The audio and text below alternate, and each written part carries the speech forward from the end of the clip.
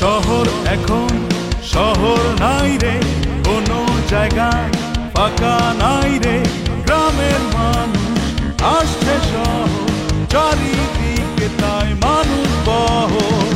কাজের আশায় মানুষগুলা শহর মুখে আসে, ইট পাথরের ধুলায় পড়ে স্বপ্নগুলো ফাঁসে। দখলদার আর চাঁদাবাজ, চারিদিকে ধান্দাবাজ। দখলদার আর চাঁদাবাজ, চারিদিকে ধান্দাবাজ। সৎ মানুষও আছে দেশে, তাদেরই জয় হবে শেষে। সমাজের এই অবক্ষয়, চিটিংবাজদের বড় জয়, ওদের রোখার সাধ্য কার, ওরাই হলো চিটিং মাস্টার। চিটিং মাস্টার, আরে চিটিং মাস্টার, চিটিং মাস্টার। রহিম নামে তো আমি কারো চিনি না। রহস্য করে কথা বলার কোনো প্রয়োজন নাই। তুমি একটু ছাদে চলে আসো বন্যা, আইসে মোর মৃত্যু দশাটা নিজের চোখে একদম প্রদর্শন করে যাও। মামু আমারে পুলিশ ধরা দিয়ে মার খাওয়াইছে। মিছা কথা বলি না, মিছা কথা। আমি তোর পুলিশে তোর মুখে কও কি তোমার মামা তোমারে পুলিশে দিছিল? আমারে কও নাই কেলা? আমি ওরে 14 সিকের ভাত খাওয়াই ছাড়তাম। এই কথা তো ভাবি না কেউ আমি, এটা তো বড় ভুল হয়ে গেছে গা। এই তোর খালু কি অন্যায় করছে? হ্যাঁ বিরাট বড় অন্যায় করছি। তুমি আমার বিচারে ভাইয়া আমার বিচার করার কথা মতো। হ্যাঁ বিচার তো অবশ্যই করবি। আমার খেলা হচ্ছে সেই খেলা যে ন্যায্য বিচার করে। এই ম্যাচের মধ্যে যদি কোনো ভুল খারাপ হয়ে যায় সেজন্য কিন্তু মুই দায়ী না। ওই সেমরি, ওই এফডিসি সেমরি বলতে আছে সে নাকি মোর বিরুদ্ধে কেস করবে। ওই সেমরি কিভাবে বলে যে মোর বিরুদ্ধে কেস হইবে? এই সেমরি কি বোঝেন একটা জিনিস? আমি কি কোনো কিছু করছি? যত গিরিঙ্গি পাকায় ওর যে আনছে কন্টাক্ট করছে কে? এই বাবুলিয়া কন্টাক্ট করছে। কে যদি থেকে অন্য নামে কেস হইবে, আমার নামে কিছু হইবে? ভ্রমর কয় গিয়া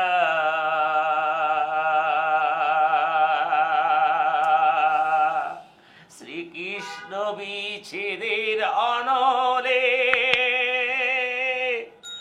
অঙ্গ যায় জ্বলিয়া রে ভ্রমর কয় গিয়া। ভ্রমর রে কইয় কইয় কইয় গো ভ্রমর, কৃষ্ণ রে বুঝাইয়া।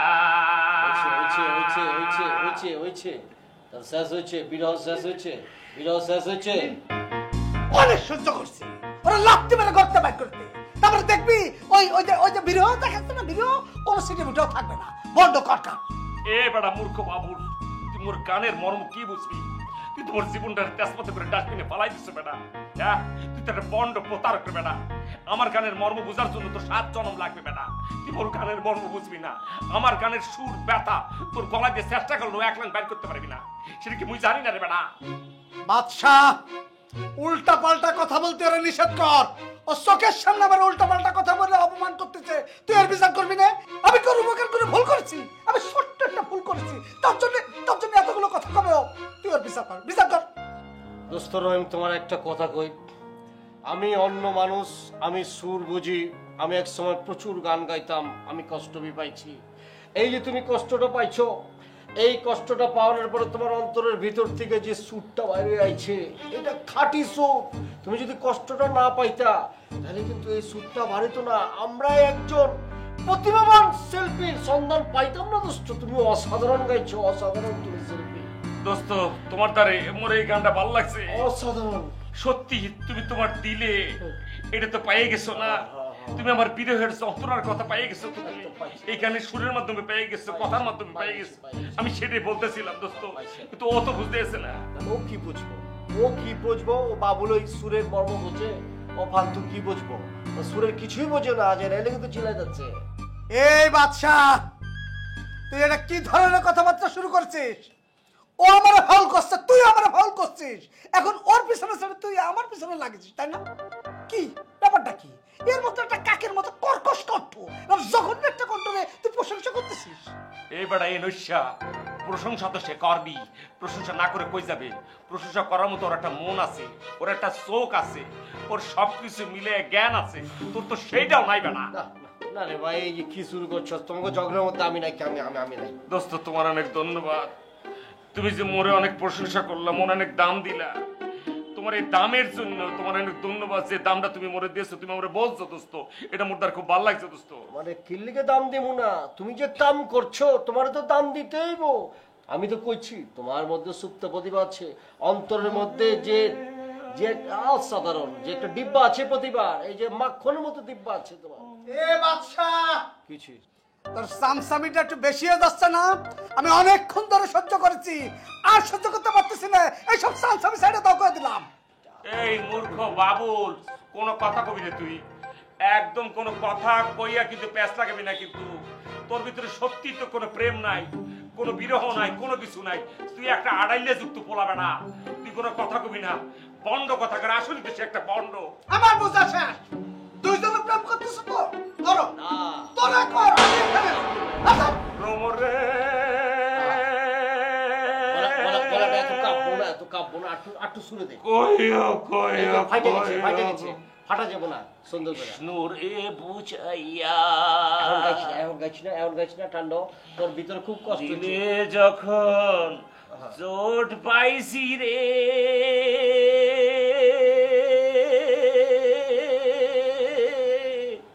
দম তো মনে পাইতেছি না বন্ধু, কীর্তন করা মনে চলে গেছে।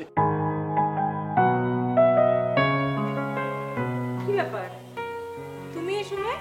আর বললো না, তোমার একটা গরম খবর দেওয়ার লেগে আয় করছি, বুঝছো? কি গরম খবর? গরম খবরটা, আরে দূর, গরম খবর গরম না চা খাইলে কি আর হইলো নাকি? গরম চা খায় তোমার গরম খবর দিবার চাই। হয়েছে, তোমার যে কি গরম খবর সেটা আমি খুব ভালো মতোই জানি। হয় তুমি কাউরে মারছো, না হলে কারো জমি উদ্ধার করে দিছো, এছাড়া আর তোমার গরম খবর কি হতে পারে শুনি? এই তো একদিন তোমার অফিসে আর আউন যাবো না।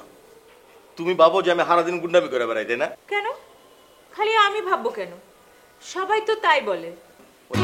ক্যাঠায় কয় ওরে আমার সামনে ধরে লিয়াও। খায় দেয় তো আর আমার কোনো কাজ নাই।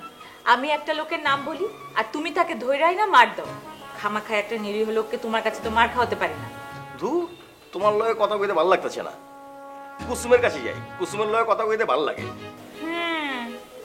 ভালো তো লাগবেই, সে তো বড় লোক, বিদেশে থাকে, তার সাথে কথা বলতে, মধুর মধুর কথা বলতে তো অনেক ভালো লাগবে।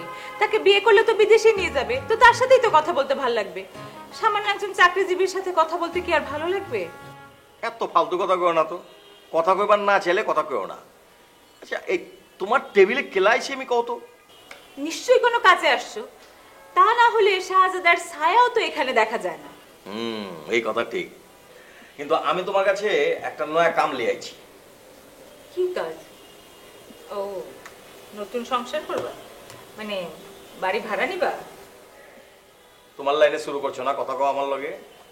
আরে জুলফি মামু এই অফিসটা ঠিক মতো চালায় পারতাছে না, আমারে কইছে অফিসে বইয়া যান, আমি ঠিক মতো অফিসটা চালাই। ও, তা বসতে বলছি যখন তখন বসবা। তা তুমি কি অফিসে বসে মানুষের বাড়ি ভাড়া দিবা নাকি?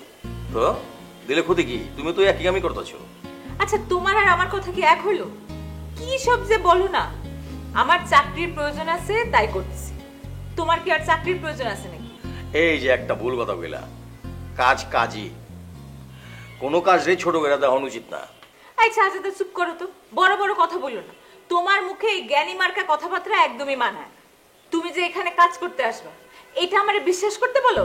আরে বিশ্বাস করো, এই অফিসটারে একদিন আমি 1 নম্বর বানায় ফেলাবো। আমার মাথার মধ্যে কিছু প্ল্যান আছে কইলাম। তুমি এক কাম করতে পারো, তুমি কুসুমরেও আমগুলো লগে জয়েন করাতে পারো। ওর কাছে তো টাকা আছে, ওই মনে করো যে কিছু ইনভেস্ট করলো, আমরা ওরে একটা শেয়ার দিয়ে দিলাম। তুমি কি এই কথাগুলো মন থেকে বলতেছো? বিশ্বাস করে বলতেছো তো? আশা কইতাছি।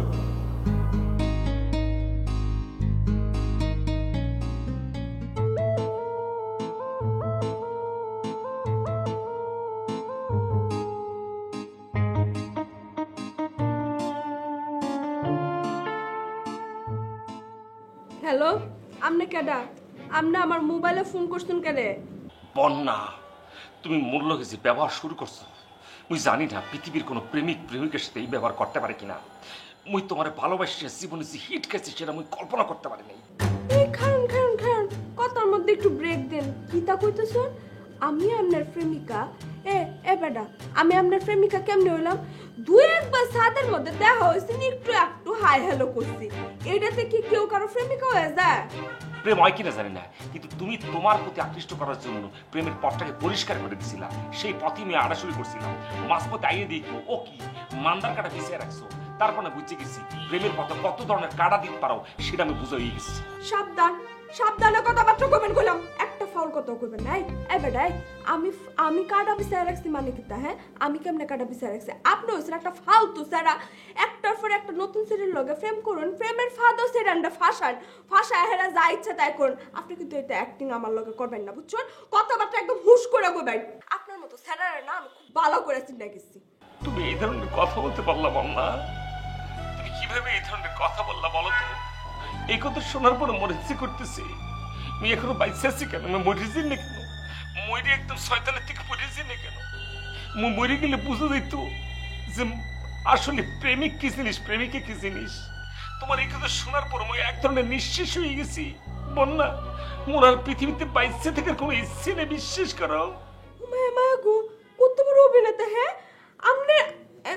আমি না আপনার লোক কথা কইতে চাই না। আপনি সাবধান, আমার আর কোনোদিন ফোন দিবেন না। ফার্দার করে রাখতেছি, আপনি আমার আর কোনোদিন ফোন দিবেন না।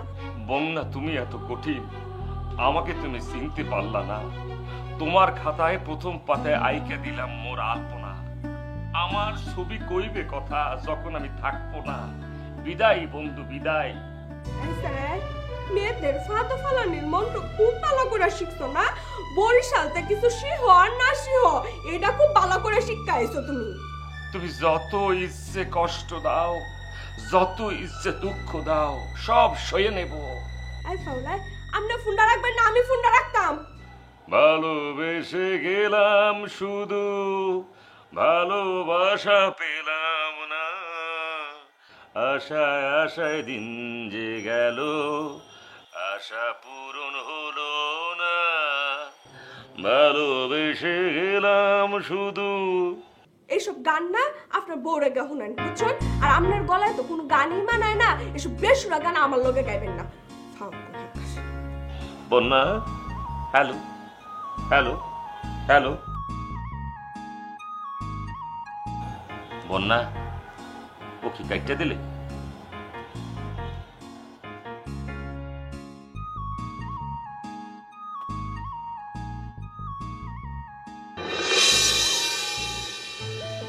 এই যে ম্যাডাম বহে, আরে আজকে কইলাম খালি খালি চা খাইতে আই নাই কা, লগে করে একটা আনবি লইছি। যাক, আপনি যে আমাদের জন্য কাজ করছেন সেটা ভাবতেই তো খুব ভালো লাগছে। আমারে ওই ধন্যবাদ ভালোবাসা বইলা ছোট করো না কাম নাই কা। মুরব্বি, আপনার সমস্যার কথা কোন? আমার আবার কি সমস্যা? আমার তো কোনো সমস্যা নাই, আমি একবারে ঝরঝরা। সমস্যা না থাকলে এখানে আইছেন কেলা? চা খাইতে? তুমি বলছো যে দুলফির অফিসে ভালো চা পাওয়া যায়, এই জন্য চা খাইতে আসছি। কোনো সমস্যা নাই, আপনারা চা খাবেন, আমি চায়ের ব্যবস্থা করছি। এই কে আছে, একটু চা দাও তো। ওই মিয়া, চা খাওয়ানোর লাগি আপনার আমি রিস্কাভারা দিয়ে দুল লইছি নি? পাগল নি আমি? হ্যাঁ, কিসের জন্য নিয়ে এসো তা তো আমি জানি না। এই সেরি, এটা কিসের অফিস? বুঝতে পারলাম না। সেরি, লাটু ভাই, এটা আবার কোন দেশের ভাষা? আমার দেশে মেয়ে তো সেরি কয়, এটা আবার সিসি করার কি আছে? লাটু ভাই, আপনি আসলে কাকে সাথে করে নিয়ে আসছেন? হ্যাঁ বলেন তো। আপনাকে দেখেই আমি ভাবছিলাম যে আপনি আবার কোনো একটা ঝামেলা করার জন্য এখানে আসছেন। আপনাকে আমার অফিসের বস, অন্যান্য সবাই অপমান করে, শুধু আমি আপনার সাথে ভদ্র ব্যবহার করি। কিন্তু সেই ভদ্রতার তো আপনি দুর্বলতা হিসাবে ধরে নিলেন। আপনি তো সেই ভদ্রতার মর্যাদাটাই রাখলেন না। সবাই যখন এর পছন্দ করে না, তাহলে তুমি তারে পছন্দ করো কেন? এই জন্য তো উঠতি মেয়ে গো, মানুষ সন্দেহ করে। ও কি ভাবি, আমনে আমনে এইভাবে পেয়ে যাবো স্বপ্ন ভাবিনি। স্বপ্ন ভাবেন নাই, এখন বাস্তবে পেয়ে গেছেন, তাই না? আর একটু পর আসলে তো আমাকে পেতেন না, আমি চলে যেতাম। এইটা কি বলে মনে করেন সৌভাগ্য? দুর্ভাগ্য নিয়ে উপরে উঠতে আসছিলাম, সাদে এসে সৌভাগ্য পেয়ে গেলাম। কেন? কিসের দুর্ভাগ্য নিয়ে উপর উঠছেন যে? বন্যা আমার ছোটখাটো একটা অপমান করে আমার সামনে থেকে চলে গেলে। বন্যা আউট। এদিকে কি হলে নিপাই, এটা কি কিন্তু বলে সৌভাগ্য, বুঝলেন তো? আপনি আমার নাম ধরে রাখতেছেন? নাম ধরে বললে কি ভুল করে ফেলেছি? না না, ভুল করেননি, কিন্তু আমার নাম ধরে আরেকজন ডাকতো আমাকে। কে সে কম জাতের বাচ্চা? মানে কে সে সৌভাগ্যবান ব্যক্তি? মানে এটা কি আপনি যে ছোটখাটো যে স্বামীটা সেই বুড়িলে? না, স্বামী তো চিরকালের জন্যই নাম ধরে ডাকবে, এ আর কঠিন কি? আরেকজন ডাকতো, যে আমার ভালোবাসা মানুষ ছিল। আপনার ভালোবাসার লোক, আপনার ভালোবাসার লোক ভাবি আপনার স্যাক দিয়ে চলে গেলে? এত সুন্দর একটা প্রেমিকারে কেউ স্যাক দিতে পারে? আমি তো জীবনে এই কাজটা করতে পারলাম না ভাবি, বিশ্বাস করেন। এখন আমি পারবো না মনে হইতেছে। আরে দূর, কি বলতেছেন যে আপনি? টাকা দিবে কেন? ও আমাকে টাকা দেয়নি তো, আমি ওকে টাকা দিয়েছি। বেকার ছিল, তাই আমার ফ্যামিলি ওকে মেনে নেয় নাই। আপনার ভাই ভালো চাকরি করতো, তাই আপনার ভাইয়ের সাথে দৌড়িয়ে আমাকে বিয়ে দিয়ে দিচ্ছে। আমার প্রেমিকা যদি এরকম মনোবৃত্তি করিয়ে ফেলায় যে আমার স্যাক দিবে, আমি তার নিয়ে আত্মহত্যা করে মরে যাবো। মানে আমি একা কোনো কিছু কষ্ট করতে চাই না, চাই দুইজন মিললে কষ্ট করে মরে যাবো। আছে না ভাবি, একটা ব্যাপার আছে কিন্তু, বলতেন তো আপনি ঘটনাটা। মানে প্রেম তো দুইজনের মধ্যে দিয়ে হয়, একজন সুখে থাকবে আর আরেকজন মনে করে যে বুদ্ধি কি লইবে, এ আবার কেমনে? হ্যাঁ হ্যাঁ, আমি ফলসলের মতো এগুলো আপনাকে কি বলতেছি। আপনার ভাই শুনলে আমাকে পিটাই একদম তক্তা বানাই দিবে। এত সোজা না। আপনি কার পাশে খাড়া রইছেন? বরিশালে পলা রহিম মিয়ার লগে, উল্টা তার তক্তা দিয়ে মাইরে একদম পিটে মেরে গালমাল ফাড়াই ফেলবো। কিন্তু আপনার পাশে কি আপনি বুঝতে পারতেছেন? আপনার বডিগার্ড বাঁধতে পারেন, এই রহিম মিয়া বরিশালের রহিম মিয়ার লগে আছে, কিন্তু কে আসবে আপনার কি করতে? কি কি মনে হারেন আপনি? আমার কাউকে লাগবে না। এগুলি কি কি দেখতেছে? সব দিয়ে পিছলে দিয়ে চলে যেতেছে, কিন্তু সিগন্যাল তো একটা দিয়ে দিতেছে।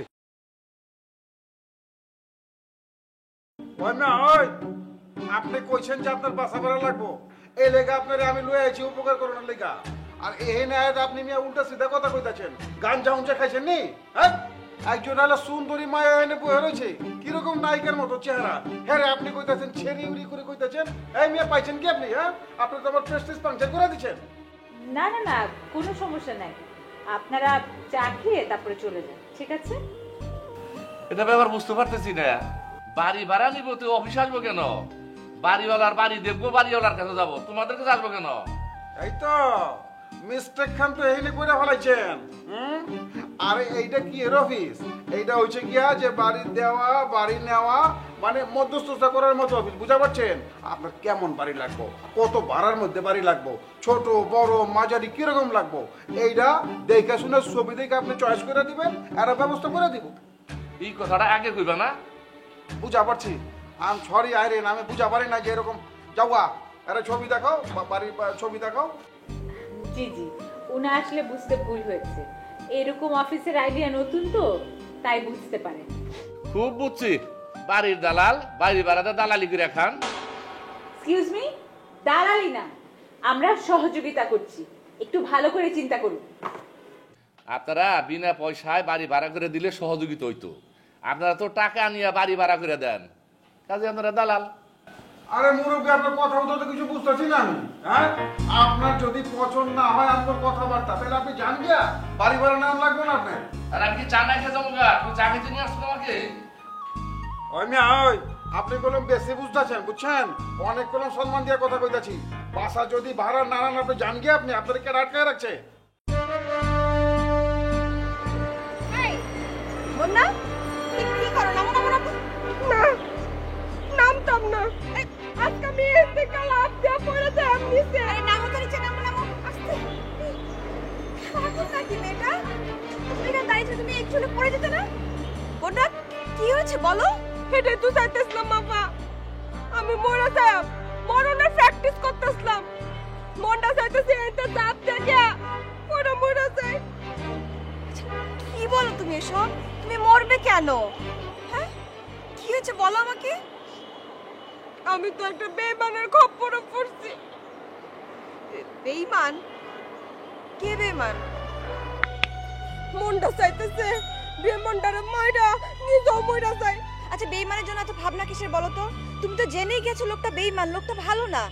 এখন তো ভালো হলো না যে তুমি যখন জেনেই গেছো লোকটা ভালো না, তাহলে তো আর সে তোমার সাথে প্রতারণা করতে পারবে না, তাই না?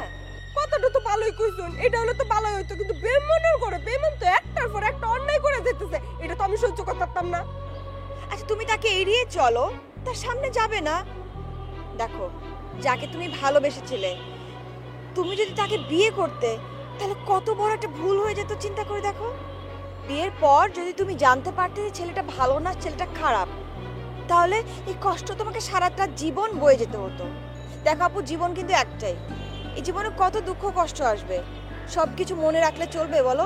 জীবনটা পড়ে আছে না তোমার। Life is beautiful.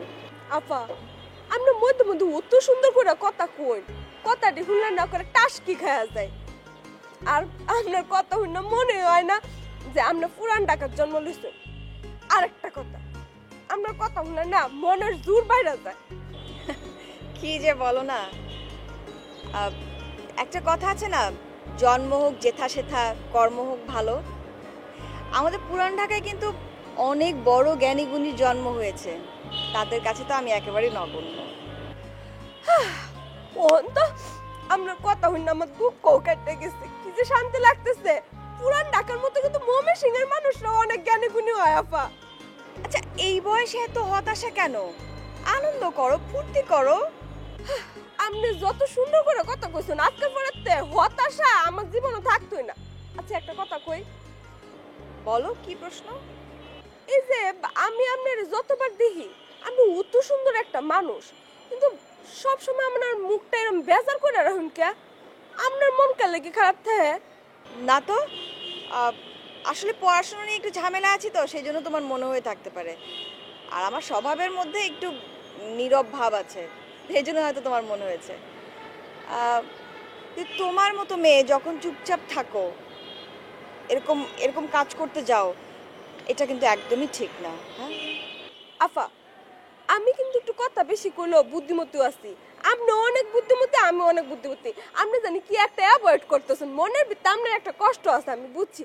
কিন্তু আপনি বুঝুন আমার কত বড় কষ্ট। হ্যাঁ বেইমানটা কিরম বেইমানি করছে যে আমি তো মরতাম লইছিলাম। চলো জিনিয়ার সাথে কথা বলে আমরা মনটা হালকা করি। চলো, তো অনেক মজা মজা গল্প করো।